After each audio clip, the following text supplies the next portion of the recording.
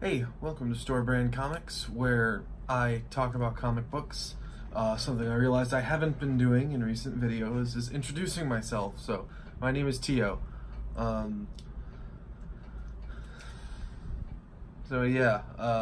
gonna get into this one.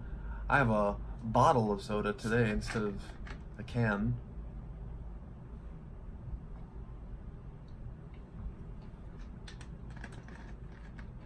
Trying to hide the label as best as I can, but you can probably tell what it is by the shape. So I have just a very small thing I want to talk about before we get into today's comic book. You see this right here? This right here? That's shaped like a dragon on a sword. This is like technically a cigarette lighter holder, but it's got a bottle opener on the bottom for opening glass bottles. And I don't drink like alcohol or anything, but I do drink quite a bit of soda. But unfortunately, I never get, well, not never, I haven't been getting glass bottles lately because glass bottles tend to be more expensive than the plastic bottles. So I never get to use this thing. And I just wanted everyone to know my plight. Truly, I suffer greatly. So yeah, today we're talking about My Hero Academia. This is one of them backwards Japanese books. So yeah, My Hero Academia is a manga series created by Kohei Horikoshi and published weekly in the Shonen Jump magazine in Japan. I don't think Shonen Jump publishes like the weekly magazine here in America. As far as I'm aware, we just get translations of the like volumes of individual series. So today, because manga volumes tend to come out a little quicker than American comic book volumes, especially since American comic books tend to publish on a monthly schedule rather than a weekly one like Japanese comics do. Instead of talking about just one volume today, I'm going to be talking about the first three. Oh, and these first three volumes are all, hang on, let me see if I can, they're Superman colors. Yellow, red, and blue. It's Superman colors. That's pretty cool. So yeah. I'm also not going to spend a whole lot of time talking about art for the most part with this particular series because the vast majority of manga series, typically the writer and the artist are the same person. Now, they usually have a team of assistants, and I believe that team can rotate or is subject to change. It's actually difficult for me to find credits in the early ones of these volumes. Oh wait, no. It's right there at the back, but there are no full names. So the credits for My Hero Academia is something that I would actually encourage you to research yourself if you're interested, because I didn't do the research before I sat down to record this video, and I'm too lazy to go do it now. So yeah, but for the most part, the general like look of the series doesn't change a whole much because there's little change in creative vision in the team that makes it.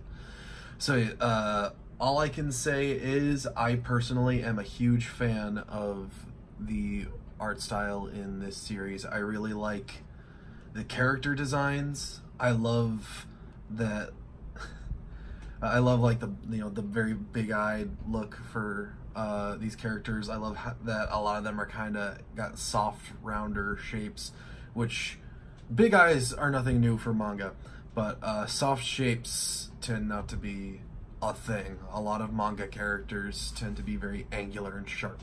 So I like that, other than this guy right here, who we will be getting into as we talk about this during the video. Other than him, most of the characters tend to look pretty soft. All the other like more sharply drawn characters are either like these very big buff macho characters or villains. So yeah, it's definitely an interesting contrast with the sorts of designs you typically see in manga and anime. Now, I will say that I'm also a huge fan of the anime that came out of this series. This is the only manga series that I'm actually reading ahead of watching the show. I started reading this manga series because when I started reading it, I thought that I would never really get the opportunity to watch the show. Like, I just thought that because I don't think it was on Hulu at the time, and Hulu was my most like reliable source for anime at that particular time. And so I started reading the comic instead, and then all of a sudden the show was on Hulu, so I was like, oh great, well now I can watch the show and read the comic. And now I just have a Funimation Now subscription, so I can just watch it in English right away. Because it's not that I have anything against reading subtitles or watching it in Japanese, it's just I don't want to have to. I don't want to have to strain my eyes like that. So I prefer to just watch it in English so I can just sit and watch. But we're not talking about the anime today, we're talking about the manga. I've been getting off on rabbit trails a lot in this video. So, yeah, the first 3 volumes of this series, something that I actually forgot about because it's been a while since I've read these first 3 volumes, is the first story, like the first major story arc of the series concludes like in the middle of the 3rd volume. This volume right here concludes one arc and then begins the next one right away. So, and it's kind of funny because the first season of the show, which was only 13 episodes long, only adapts the first arc. So the entire first season of the TV show is only 2.5 books of material that's been adapted. I think that's kind of funny, because normally I feel like another show might have sprung for like adapting, you know, the full 3 books, but given the way the episodes were structured and that they probably only had 13, and also the way that the manga is structured and that the first arc ended halfway through the 3rd book, it makes sense that it just didn't end up that way. So yeah, these first 3 volumes, it reaches into a little bit of the second major arc of the show, or manga.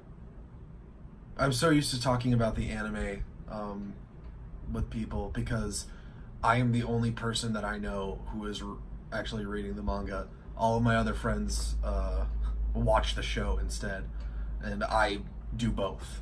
I watch and read because I'm better than everybody. So so we're gonna start by just kind of covering volume 1, the setup, and how this one really functions as just kind of an introduction to the world of My Hero Academia.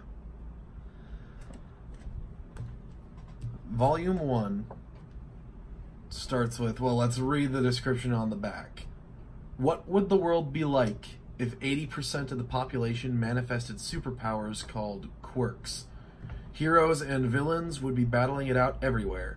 Being a hero would mean learning to use your power, but where would you go to study? The Hero Academy, of course. But what would you do if you were one of the 20% who were born quirkless? And that's where we come in. The main character of the show, named Izuku Midoriya. Japanese series, Japanese names. So a lot of these names are going to be ones that you probably don't hear a lot. But Izuku Midoriya is the name of the main character. But when he was young a friend turned bully of his named Bakugo saw his name and figured out that apparently an alternate reading of his name could be pronounced Deku. I don't know how it works. It's Japanese. So he started calling him Deku basically as just kind of a way to bully him and make fun of him. But then eventually Izuku like takes that Deku name and kind of embraces it and even uses it as like his superhero name, which is kind of neat. It's an interesting superhero name. But yeah, so Izuku looks up to this one superhero in particular called All Might, who is the #1 superhero. He's basically this world's Superman. This dude right here, this big dude in the background of this cover, this is All Might. And he is the best. That is both my opinion as well as an actual fact. He's the #1 superhero. Like I said, he's basically this world's Superman. Like, he wears the red, white, and blue. All of his attacks are named after United States cities and states. But all of his attacks like end with the word smash. So he's like got like Detroit smash, Carolina smash, California smash. My personal favorite, and it's like the biggest attack he's got. I don't want to spoil too much, but he calls it the United States of Smash, which is incredible. But yeah, so he's the #1 superhero. Izuku looks up to him, and he was thinking like, you know, once I'm old enough and my superpowers develop, I'm going to become a superhero too and follow in All Might's footsteps and become the #1 hero myself. And then he finds out during a checkup as a little kid that he actually is unable to develop superpowers. He's one of the 20% of all people born without a supernatural ability. So that kind of crushes his superhero dreams, like right off the bat. Meanwhile, Bakugo, the other kid who bullies him and calls him Deku, develops the ability to generate explosions from his hands because his sweat is super combustible, like nitroglycerin. So Bakugo grew up basically having his dreams of being a superhero reinforced by everyone around him. Everyone told him like, wow, your power is so amazing, your power is so great. And then Deku grew up being told like, maybe you could be a fireman or a police officer. Which, you know, both of those are totally respectable jobs, but it's just not what he wanted. So you get to, they're graduating middle school, they're getting ready to go to high school. Bakugo his bullying has got to the point where he's basically telling Deku, like, you're never going to amount to anything, so you may as well just throw yourself from the school rooftop, sort of thing. Like, it's gotten really cruel at this point. And Izuku, he's still, like, he didn't let the fact that he has no power dampen his love of superheroes, so he still keeps, like, notes on heroes. He studies them extensively, analyzes their combat styles, how they use their abilities, and how they, like, the specific, like, unique ways that each of them have learned to apply their superpowers that maybe someone else wouldn't have figured out. Because half the fun of having a superpower is figuring out how to use it in a way that no one else would have. So, like, he's still very much a huge superhero nerd. Even though he knows that the likelihood of himself becoming a professional superhero is essentially zero. Now, at this point in the series, getting through, like, the first chapter, my personal hope was that Deku would basically Batman his way through a superhero school. I was kind of hoping that he would just remain powerless and that he wouldn't suddenly develop a superpower and he would just have to become a superhero through sheer resourcefulness and ingenuity. That's not what happens. I don't consider this a spoiler because it's like right away at the beginning of the series. But that's not what happens. He does get a power. But the way that the series explains it and represents it it justifies the sudden development of this power in a way that I personally, like, it didn't break the story for me, and wasn't, like, super disappointing. So, as cool as it would have been to see, like, this world's essentially first Batman, I appreciate the direction that it does go in. So what happens is Deku essentially meets All Might through some circumstance that involves All Might saving his life, and he gets the opportunity to ask All Might, like, do you think I could ever be a hero like you? And All Might tells him, probably not. And All Might also is forced to accidentally reveal that his power, this big beefed up buff form, has a time limit because of an injury he sustained years ago. And now, every day, he can only be a superhero for about 3 hours at a time, and then he has to spend the rest of the day recovering so that he can go out and be a superhero for 3 hours the next day. So yeah, it's definitely interesting. And Deku, Izuku, whatever you want to call him, I call him Deku. He's the only one who knows this about All Might, or the only, like, civilian who knows this about All Might. And then something happens where Bakugo is put in danger. Deku, without his superpowers, rushes in to try and save him because it's a situation where none of the professional superheroes are able to actually get in there and save him. And in this rush of bravery, Deku inspires All Might to push himself past his limit and get in there and save Bakugo, as well as Deku, because he was putting himself in danger as well. And in that moment, All Might decides, this boy will be my successor, and he decides he's going to pass his power on to Deku. And that's how the series starts.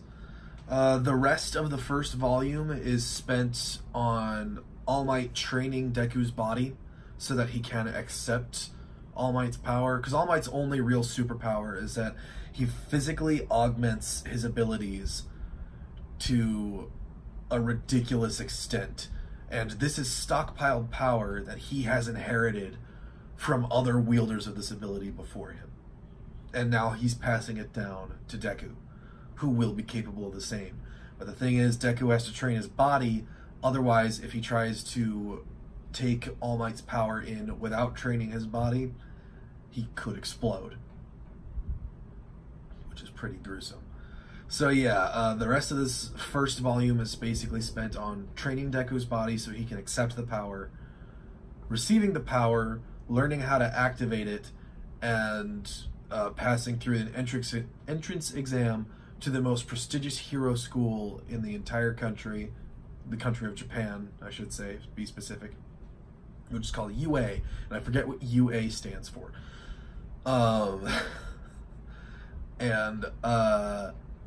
Once he gets in, his bully, Bakugo, also gets into the same school. Not only the same school, but the same class.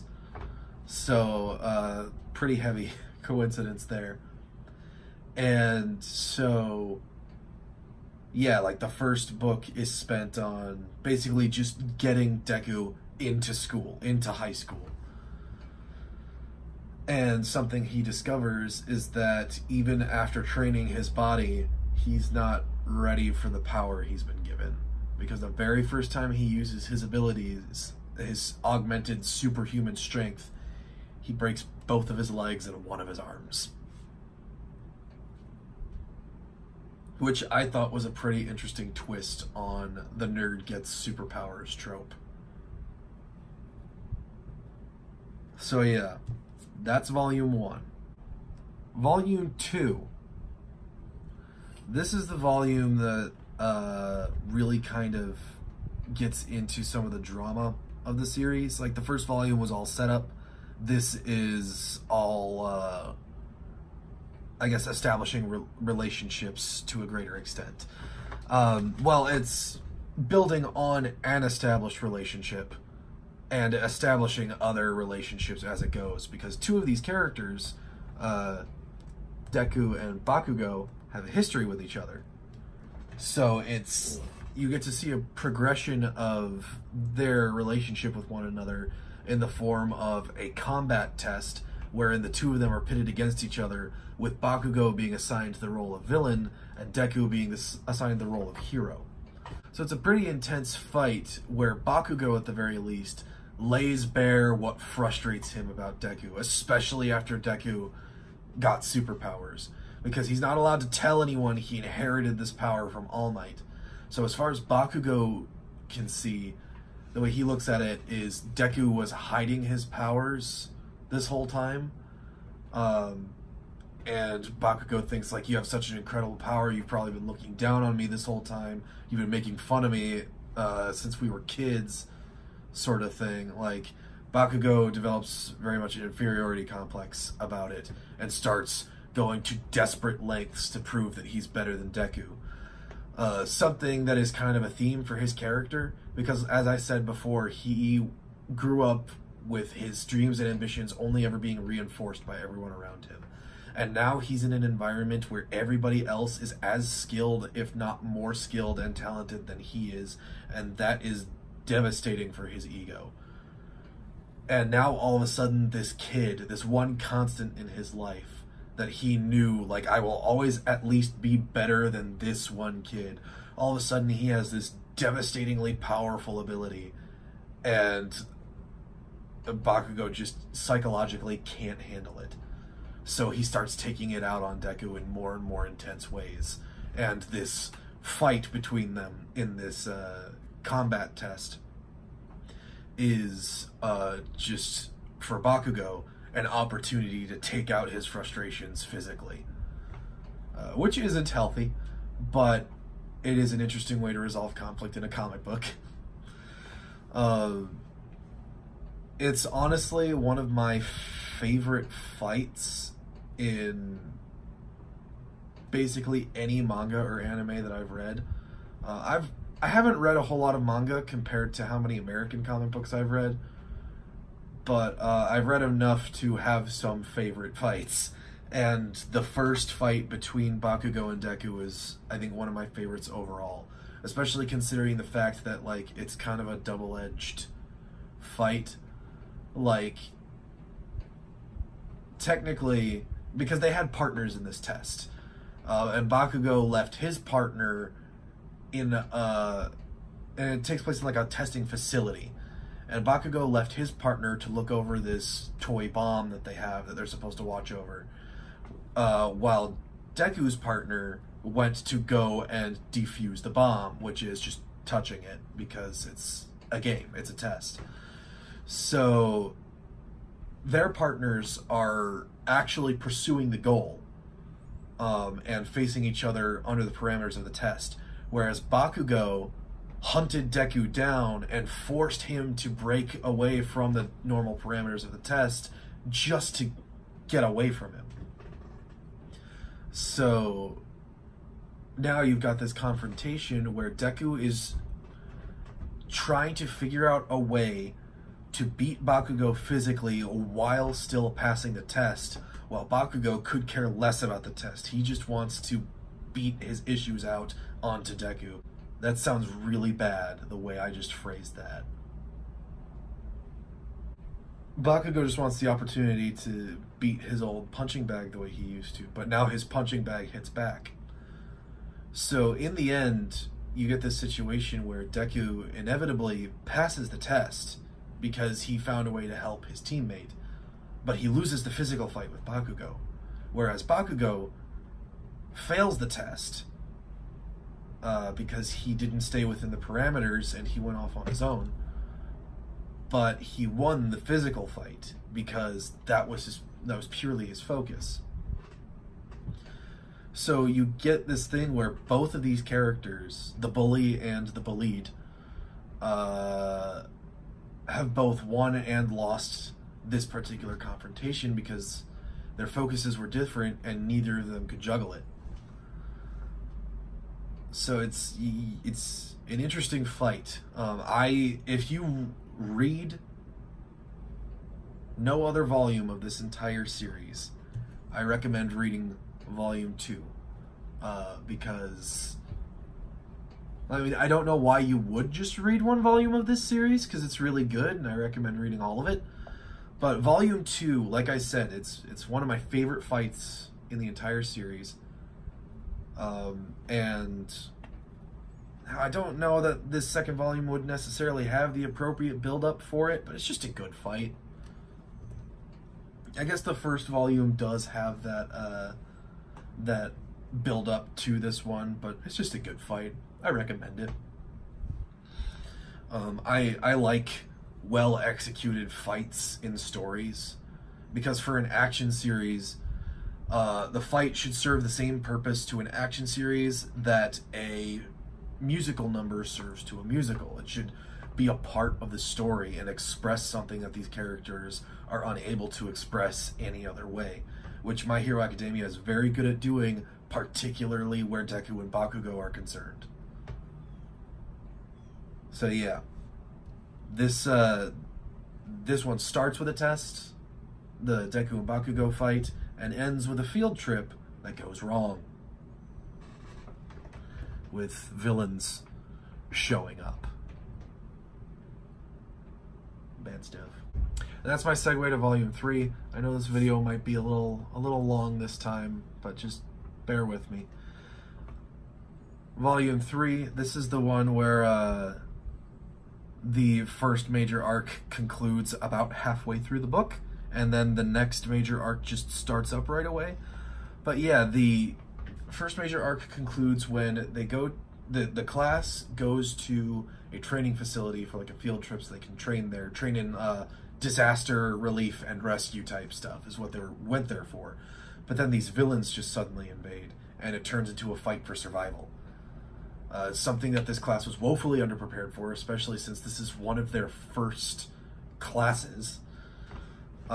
So a huge chunk of the fight is just a desperate attempt to get their one guy in the class with super speed out of the facility so he can go and get adults to help them. So it's pretty fun. By the way, the guy with super speed in this series, one of the best characters in the series. He's a nerd who likes order and rules. He's that kid who yells no running in the halls, even though he's not technically a hall monitor. And the way his super speed is handled is he's got these giant calves with these like muffler pipes sticking out of it. He's got engines in his calves that are fueled by orange juice. Like, he drinks orange juice, and that's his fuel for his leg machines.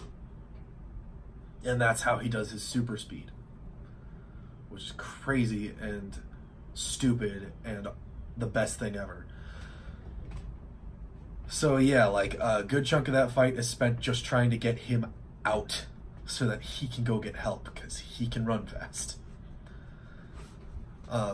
And so yeah, once that is done, I believe that is actually done in this volume, because by the end of this volume, All Might shows up to help, and he helps them fight a villain that they can't handle in this volume,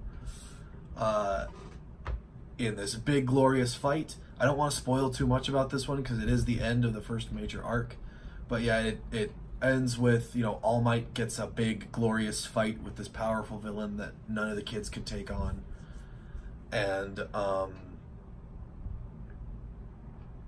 basically everybody's shaken but safe. And then as soon as that concludes, we move on to the beginning of a sports festival arc, which is just kind of good fun.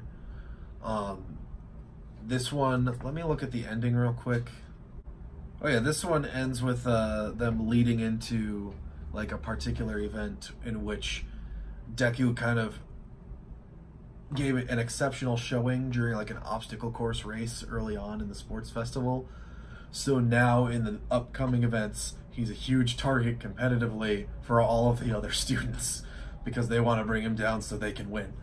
So it's a pretty fun, and he managed to to be exceptional in that obstacle course race without using his powers. He did it just through sheer ingenuity, which is the kind of Batmaning that, again, when I first started reading the series, I wanted to see a ton of. But yeah, by the end of this volume, he's still breaking his own bones to use his super strength because he can't figure out how not to use 100% of his power every time he uses his power. He developed... Well, no, I don't think that's quite in this volume, but eventually he does develop this technique where he flicks a finger to shoot a huge blast of air like a bullet, but it breaks the finger in doing so. Because it's just 100% of the power concentrated on a single point in his body, which is not healthy. So yeah, intense series, fun series, awesome series. It's really interesting for me personally, as someone who has devoted his life to the superhero as an art form, to see the American-style superhero filtered through the lens of Japanese-style storytelling. Because there is a very particular way that most action manga present their stories, which is typically like long drawn-out battles, a lot of yelling and posturing, these big, ridiculous abilities, just a bunch of like straight-up flexing, like, oh, that was the best attack you had? Well, I couldn't even feel it. Here's the weakest attack I have, and I just blew up 6 planets. That was like 0.1% of my power, sort of thing. Like,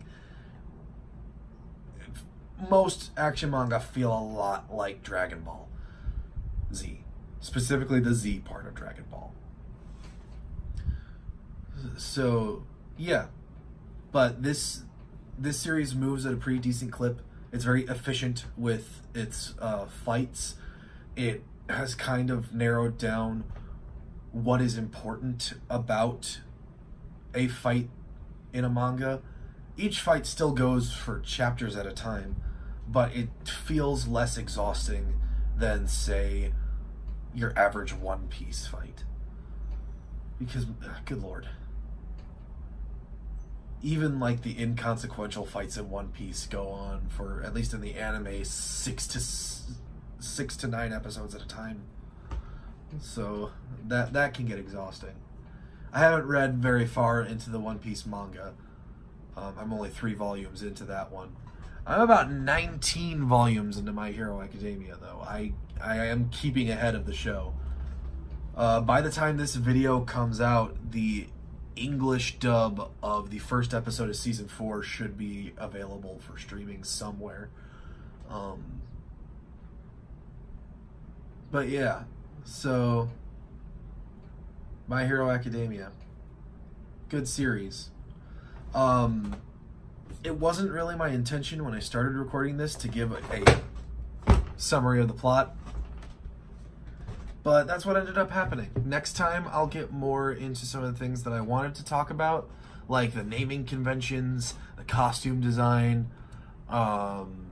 because, again, like I said, it's American-style superheroes filtered through a Japanese lens, which it's interesting in that it is something familiar to me as a superhero fan, but also just different enough that I can get something different out of it.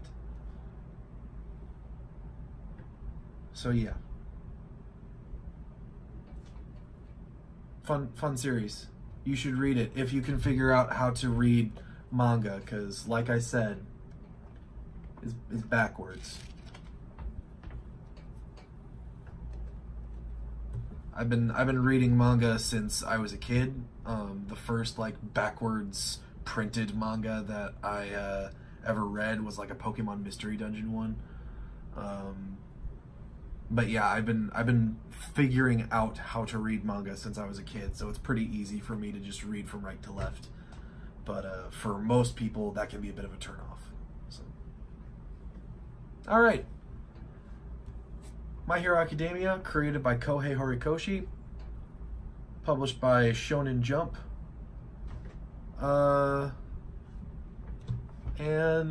And that's it.